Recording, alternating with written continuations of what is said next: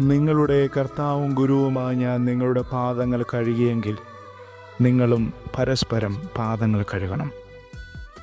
ഇന്ന് പെസഹ തിരുനാൾ. ഈശോ ശിഷ്യന്മാരുടെ പാദം കഴുകിയ, അവിടുന്ന് പൗരോഹിത്യം സ്ഥാപിച്ച, പരിശുദ്ധ കുർബാനയായി അവിടുന്ന് മാറിയ പുണ്യദിനം. അധികാരമുള്ളവൻ തിരഞ്ഞെടുത്തത് സേവനത്തിൻ്റെ വഴി. അനേകരെ തൻ്റെ പൗരോഹിത്യത്തിൽ പങ്കുകാരാക്കി അവിടുന്ന് തുടരുന്നത് തൻ്റെ ശുശ്രൂഷ തന്നെ.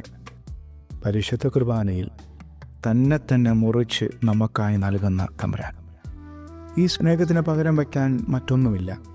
ഓ ഈശോ, നിൻ്റെ ഇളമയുടെ പാത പിന്തുടരാൻ, നിൻ്റെ പരിശുദ്ധ പുരോഹിതരെ മാനിക്കാൻ, അവർക്ക് വേണ്ടി പ്രാർത്ഥിക്കാൻ, നിൻ്റെ പരിശുദ്ധ കുർബാനയേക്കാൾ വലിയ സമ്പത്തും സമ്മാനവുമില്ല എന്ന ബോധ്യത്തിൽ അടിയുറയ്ക്കാൻ എന്നെയും സഹായിക്കണമേ.